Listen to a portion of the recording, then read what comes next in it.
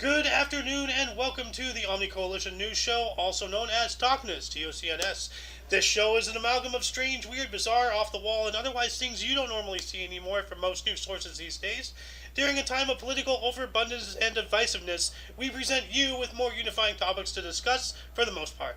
For links to those articles, the music, and anything else potentially interesting, check the underbar in the description below. Anyway, I am Aoxander, and today I am joined by... if Buddha wants to introduce himself. Yes, please call me MTM. It's my new handle that I'm going by. MTM, alright. If you don't mind changing your username so I don't get confused, I am a stoner. Absolutely, let me do that right now. Thank you, good sir. And I'm joined by the one only Speedweed. Anyway, today is Freya's Day, also known as Friday, November 4th, 2022. So we are going to jump right on into the news today from Rebel News. 3 peaceful protesting truckers face 10 years in jail and need our help. Oh God, here we go. So let's see here. Scrolling.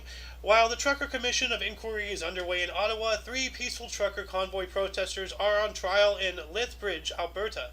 Like Tamara Lynch, they are 100% nonviolent. They're upstanding local citizens. One of them, Marco von Hugenbos, is a popular elected member of his town council. However, before they dared to embarrass the government over the lockdowns and vaccine mandates, they've been targeted with a vengeful fury. Then, out-of-control prosecutor Stephen Johnson is seeking a 10-year prison term for these men for a peaceful political protest. And of course, as always, there's more here to read, so I would like the viewers to, give web traffic to the source. But yeah, like what say you on this, MTM? Like this is obscene. Yeah, it's Rebel News often covers stories like this that are very Canadian, because they're Canadian. Canadian, but also like covered up by various other things. There's a lot of traffic going on in the world, of course, but I need more sources, to be honest. It is being called a miscarriage of justice to be continued. Yeah. And to keep pressing the news premiere to drop leftover vendettas from Jason Kenney's era. But if that doesn't work, they'll do a crowd-funded Chad and Yoav. This is like. Are you reading something, or is this? Yes, I'm reading from the second to third. Oh. Bottom paragraph. Okay.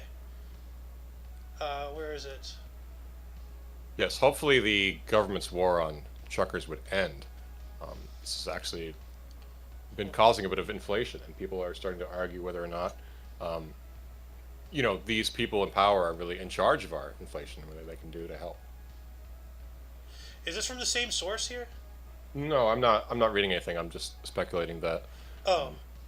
It'd be wonderful if this miscarriage of justice didn't continue, because it's expected that inflation would even continue for the next 3 years with things and trends going the way they are. Yeah, well, right now, especially with truckers, it scares the hell out of me. We have, just over 20 days of a surplus of diesel fuel. Yeah. And when that runs out, everything stops. Everything. I was talking with Ramaser last night. He was like, blah, blah, blah. If you had an electric car, you'll be fine. I'm like, well, how does the power plant get its materials? He's just like, oh, fuck. And yeah, without diesel, no trains run, no trucks, power plants can't run. So everything is done. It's not good. And we're doing this to these truckers. On top of that, truckers are just really just getting the shaft hard everywhere. So, yes. Well, diesel fuel was already the most expensive, pre this era. So to see it even go up further is probably, terrible to them too, right? It's taking money out of their paycheck. Dude, I remember when diesel was laughably cheap. Mm. It was gas was $5 a gallon and diesel fuel was $2. It's like, what? I should get a diesel car. And you would hear all these wild stories about people going, oh, well, diesel is cheaper, so I'll just put that in my car. And then their car doesn't run properly. Yeah, no, you can't mix the fuel like that, no. But yeah. But no, there was a boom in, people, going out and buying diesel-powered vehicles because diesel was so cheap. And now it's, yeah. But yeah, anyway, Gleich, however you pronounce your name, not sure if you heard any of this past article. If you did, what is your insight? You there? Okay, I don't think he's there. So anyway, let's move on up here. More from Rebel News. Our next story, yes. Will there be a Ford in our future? The Emergencies Act inquiry, not if Doug gets his way. whatever this means. So that's just a concerning title right there. As the Emergencies Act inquiry in Ottawa soldiers on, there is a bizarre sidebar story playing out. Namely, Ontario Premier Doug Ford. Okay, so this is not the Ford car. This is just some guy. So never mind. I'm gonna move on up to the next story because I don't care about Canadian politics. More from Rebel News. Dahmer creator slams Netflix for caving to criticism over the LGBTQ tag. You remember that when they got all pissy about that? Yes, I do. Yeah. The co-creator of Netflix's Dahmer, Ryan Murphy, slammed the streaming service for caving into criticism over the show. Following the show's release in September, Netflix, which originally added on LB alphabet tagged a Dahmer monster, the Jeffrey Dahmer story, removed it after numerous people complained to accuse the network of homophobia. Well, he was gay, right? I mean, like, Yes. it's not a gay show, but I mean, you know, it's not to take a page out of Batman. It's not the representation they wanted. It's the representation they deserved. Exactly. I guess not to. Well, Yeah. it's very interesting that they would even. I think Netflix would even go on to make this content. There's a funny meme of Charlie from Always Sunny in Charlie he's from Always Philadelphia talking to Mac, I believe, and he's saying, "I'm playing both sides. That way, I always come out on top." And then the caption is like, "Netflix be like." Oh yeah, I've And seen that one. They really are like they make content like this and Cuties, but they're willing to put things on their network like Inside Job and the Epstein documentary. And It is- Inside Job is a animated series, for those of you who don't know, that completely parodies the deep state and Illuminati and conspiracy theory. You got to remind me to go check that out. It is appalling that Cuties is still on that thing. Like, Yeah. why? Ugh. So I think the problem here people are having is of the sort of the gay romanticism that Dahmer had towards some victims, and during the telling of his true story. Right. I don't know much of the story other than he Well, killed 8 people. from what I've seen, the story is actually quite fairly accurate to the truth. I mean, a lot of this stuff has come out in the past 20, 40 years since Dahmer was killed in prison. So it's Yeah. very easy to get the details correct. However, people are not seemingly comfortable with that detail in the way that Netflix has perceived Yeah. it. It's still a funny instance in history, very memeable. Yeah. So, let's move on up here. More from Absolutely, Rebel moving News. Jimmy Kimmel says attacking Trump and conservatives every night cost him half his viewership. Yeah, Ah. no shit, Sherlock. What a surprise. Fucking idiot. Imagine my shock. Yeah. As Paul Joseph Watson would say. Right here, get woke, go broke. The saying remains true as late night show host Jimmy Kimmel admitted in a podcast this week that he lost half his audience for bashing former President Donald Trump every day on his nightly show, or I guess every night. Kimmel, who admits he had made a conscious decision to bash the former president, told the Naked Lunch podcast host Phil Rosenthal that he felt he had the duty to attack the Orange Man on constant, near endless bases. Well,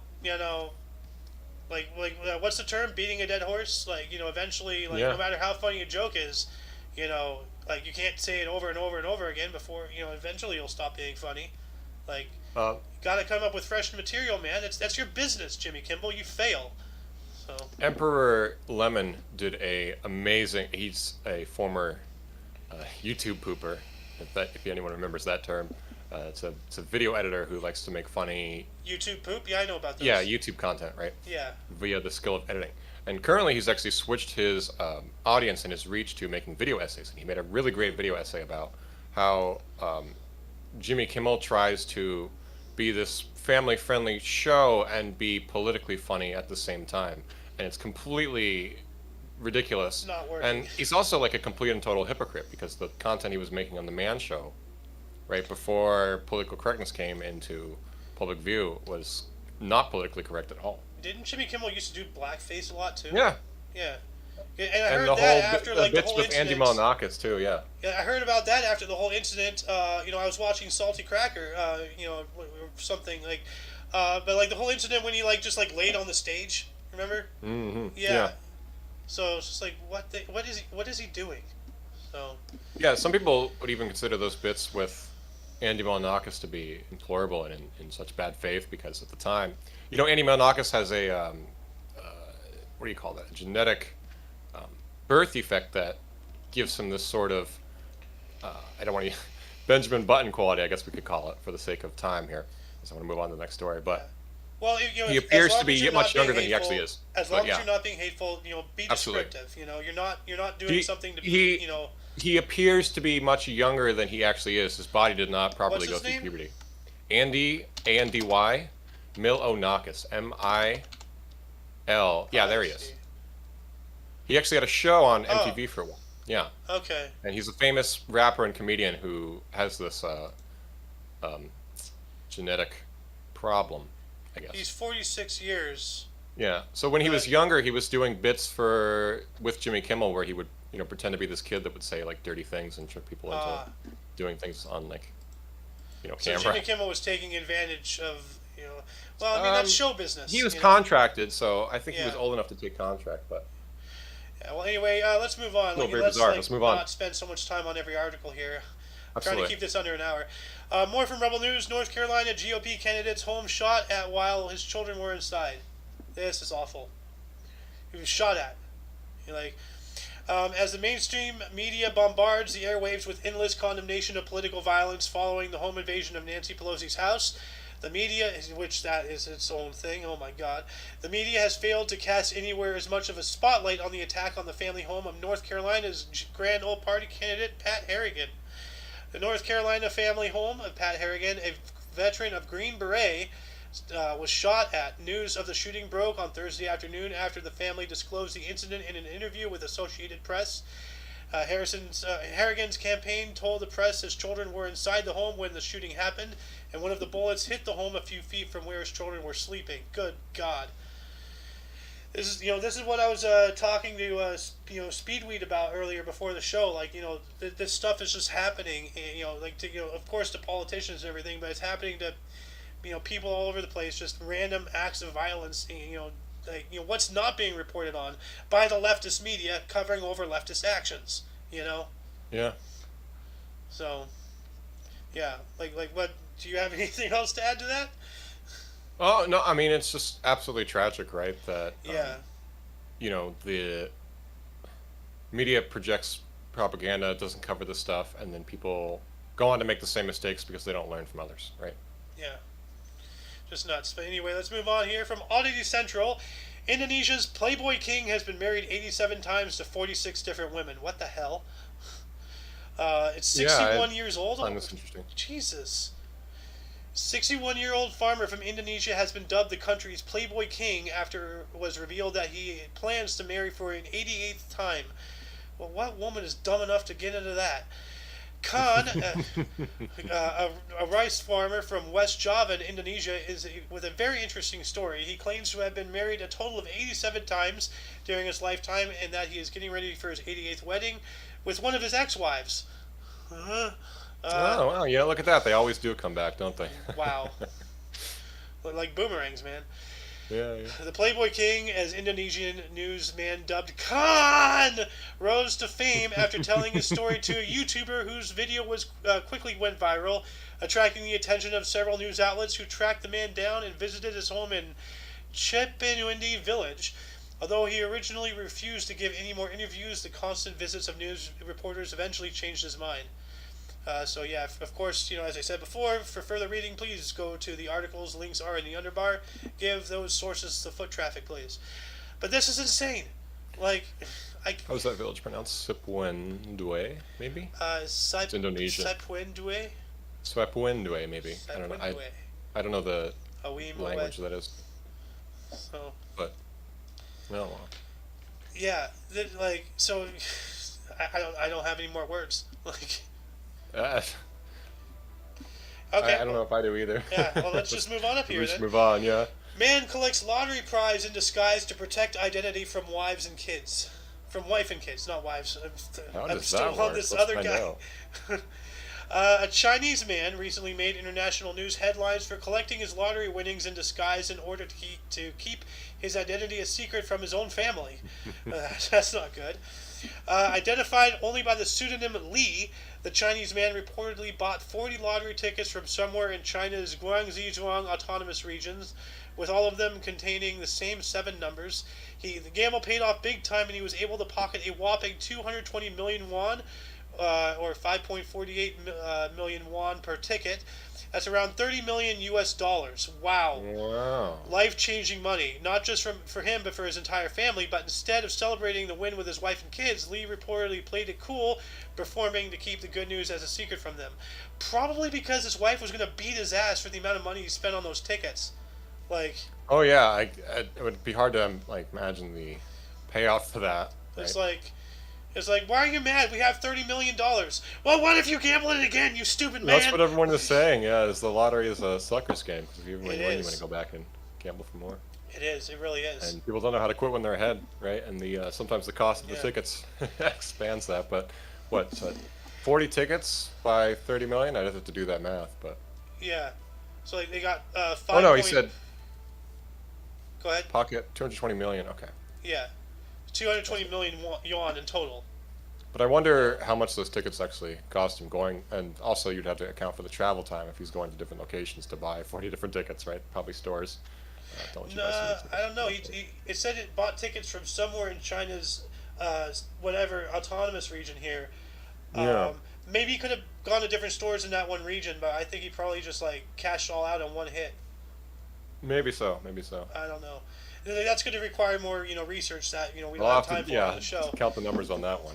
But I challenge the viewers, as I do, usually in this date in history, TDH, our weekday history show every day at 10 o'clock in the morning Pacific time. I challenge them every now and then, with researching things. So the first challenge of TOCNS, more information on this, please answer the questions we have if you don't mind. That'd be swell. Anyway, Yeah, how much would he have to pay for those tickets? Let's find yeah, out. how much did he pay for those tickets? So he paid, he bought 40 of them.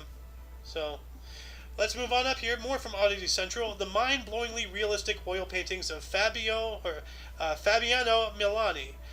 Brazilian artist Fabiano Milani specializes in hyper-realistic oil paintings that look almost indistinguishable from high-definition photos. We featured quite a number of extremely talented hyper-realist artists on Oddity Central over the past 15 years, but there is no doubt that Fabiano Milani is right up there with the best of them. The Sao Paulo-born artist, who was raised in the Rio Grande do Sul, has become famous for his oil paintings that imitate real life so well that they are often mistaken for photographs. It's actually hard to believe that he only started at making art professionally at the age of 18 after taking an artistic course. Today he is regarded as a remarkable figure of the hyper-realist painting community. Look at this.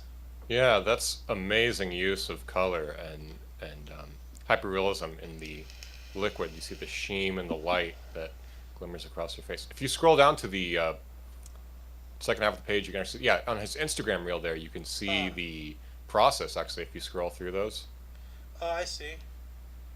and you can see the way he lays down the sort of color first to the oil. Wow, And then, dude. yeah, Wow. very fascinating. He really does like putting honey on women's faces. Yeah, it seems to be a trend. Yeah, that's kind of concerning, honestly. Oh, here we go. Something Oh, there's a different. guy. Yeah. Yeah. Here we go. God damn it! Again with the honey. He has like one guy just had shock on his face. Yeah, right. Why is she making that face? This guy has a problem. Uh, I don't know. Oh. Here we go again with the Indian guy. But that's amazing. I remember the bug things. Oh, the glass. I reported on this a while ago. The glass art, glass bugs. I mean, scorpions, Oh, wow. octopus, slugs, snails, praying mantis, ants. wow, those are really well done. Yeah, I would not want any one of them in my house. They'll just become glass particles, smash. So, but yeah. Let's see here. Moving on up here, more from Oddity Central. Company specializes in harvesting and preserving people's tattoos after their death. What? Cleveland-based company Save My Ink Forever offers people the opportunity to have their tattoos preserved as artworks after they pass away. Okay, now we're cutting people apart. Third-generation mortician Michael Sherwood and his son Kyle, of course Kyle, came up with the idea for Save My Ink Forever a few years back while having a few drinks with some friends. Of course, Kyle with drinks and Yeah, over drinks. That's all everything thing. is becoming a stereotype here. One of them said that he would like his ink preserved somehow and asked the Sherwoods how he should go about doing that. They laughed at the question at first, but their buddy pushed the issue, and it got the two morticians thinking. And they're morticians, wonderful. Tattoos mean a lot to people who have had them inked on their body as well as to their families, so it made sense that some of them would like them preserved. After devising a technique for removing and preserving tattoos, the Sherwoods founded Save My Ink Forever and started taking orders. And here we have some examples of actual human skin. Wonderful. Yeah, I don't know. I don't know Oh about man, this. I have a thought already. Wow, which is that I can't imagine what this is going to do for the laser removal industry. Uh, If this takes off and people are willing to just preserve their tattoos, bro, now I'm just imagining somebody like preserving the Rock Johnson's husk. oh yeah, Just here's Dwayne's skin. What? Oh my god. Yeah, or like those guys who have the circus freaks that have like 90% of their body tattooed. yeah. Well, like I had a Yes. friend who had a lot of ink on his body. Um, you know, stuff like. Oh, I've had several friends with ink. Hmm. Um, but yeah, so that's this is Yeah. going to be interesting to see how this plays out. I have a friend in the tattoo game actually. I don't want to say his handle on here, but he's he does a lot of work on himself and he does work on other people. He's been doing it for quite some time. He's very people get very passionate about these things, right? Oh They yeah. find really big significance and meaning in the art. So this could be Meanwhile, a there's good thing. me. This could be, but it's also very it's also is very bizarre. It's very kind of like the skin. People, Yeah. it's like this is Well, meanwhile, there's yeah, me. I'm as pure as the day I was born. No piercings, no penetrations, yeah, no same. ink, no nothing. Like so, yeah. Anyway, let's move on up here from the Mirror. Madonna's fans beg her to stop making weird reels as she dons silver teeth in odd clip. Even her fans are getting tired of her. Come on, like stop, Madonna, you're done. You're done, girl. Come on. It says here, the Queen of Pop at the age of 64 furiously mouthed the lyrics to the track "Vent" by Baby Keem. One fan asked what happened to her, while another fan begged her to stop posting these weird reels. The singer lip synced "Have you ever punched in your mother?" or "Have you ever been punched in your mother effing face?" What you say? Oh, you haven't? All right, wait. What the hell? I I don't don't think the understand. reel's gonna roll for me. She is trying so hard to stay relevant. It's kind of Oh my, sad. that's her now. Goodness. Where? Wait, is that her? No way. Yeah, apparently this is her. Oh God, Madonna, why? She looks like if Greta Thunberg and Hermione Granger had a child.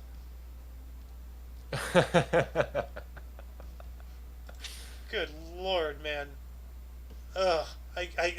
That's that's that's sad. If you scroll down, there's a picture of her when she was younger, and it says her lifelong fans said they don't Oh recognize my this kid. God, dude. Wow. If you scroll down lower than that, actually, there's another. Yeah. Madonna, what have you done to yourself? My God. Hollywood, dude. Hollywood, Mhm. not good. So it gets it Amen, poison. brother. Yeah. Moving on up here, more from the Mirror. Family in Dunkirk migrant camp trying to reach UK fear they'll be killed if sent home. What? Okay. 6-month-old Lawin and his 2-year-old brother Lawi have already endured more in their short lives than many would in a lifetime. Huddling up to his mom Helen at the age of 20 inside a tent in the bitter cold on the outskirts of Dunkirk in northern France, little Lawin does not know what treacherous journey awaits him yet. Along with dad Saiwan at the age of 22, the family arrived just 4 days ago from Iran and dream of reaching the UK to live freely. They are part of a wider group of Kurds forced to flee their homeland after protesting against the killing of 22-year-old Kurd Mahsa Amini.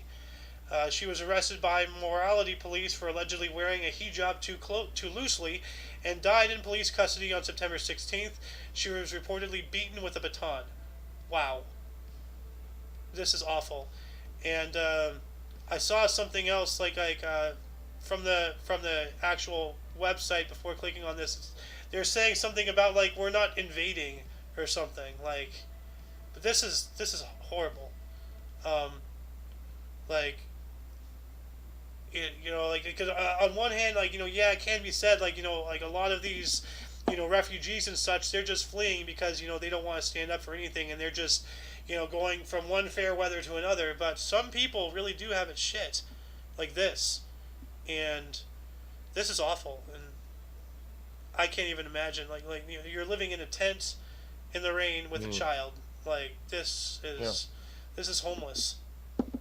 Like Yeah. not beyond homeless. This is countryless. Like so, I really hope that that something good happens to these people. For once. So Tiny house initiative, maybe. what? Maybe if they could find the land for it, they could start a tiny house initiative. But Yeah. it takes a lot of planning and. And this isn't even really like this is a problem, but it is not a problem. It is a result of a bigger problem. Exactly. Like, Yeah. So, but let's move on here. Okay, this one's weird. More from the Mirror. Dad of toddler who died after choking on grape reverses car into wife with baby in back. What? That's awful. The dad of a boy who choked to death on a grape reversed his car into his wife while his baby daughter was in the back seat. David Jenkins, at the age of 38, knocked his spouse to the ground after refusing to hand his daughter over following an argument. Okay, so this is... I don't want to read more of this. This is very, very bad, but... domestic abuse and stuff. I just wonder why they bring up the fact that his child died of grape, Did... Well, I'm a little confused by the wording of that title there, because it says dad of toddler who died after choking on grape. So was he in the car, and they were in the car with him as well, and he just happened to choke on a grape and then go into shock and then back up, and then that... Well, no, it looks here... So yeah, like he knocked his spouse to the ground. Then he raced off with the door of his car open with his child crying in the back seat. So, so he's alive. His wife's alive. One of the children's alive. So maybe this guy made news a while ago because another child of his died choking on a grape, and they're utilizing the previous article as a hanger to be like, hey, remember that guy? Look what's happening now. Yeah, it could be. Okay. I was a little bit confused by that. Thank you. Yeah, well, that's why I clicked on this. I was just like, what the hell is going on here? But this is a case of domestic disputes, as well as assault and battery, child kidnapping, and endangerment. So yeah, as I said, I don't really want to read too much more into this because it's really, really bad. But of course, the link is in the underbar, the description, if anybody would like to go check it out themselves. Anyway, moving on up into UPI, world's largest bread mosaic created in Mexico. Look at that thing. It's all bread. With paint on it, I suppose. For the no, like different types of bread. Oh, different, yeah. Like those little round, like sweetbreads that you get at the quickie stores. Mm-hmm. The Mexican breads and the sweet breads. I can see. It is.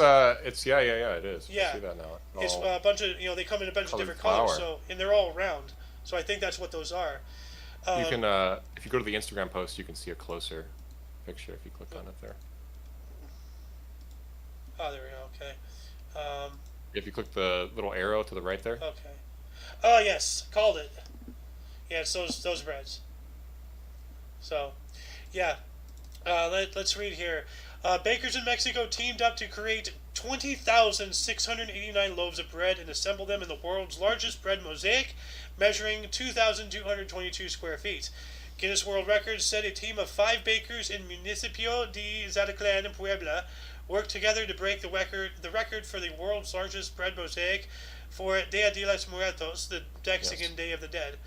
The mosaic was an image of La Catrina, a traditional skeleton figure associated with the holiday. So, that's cool.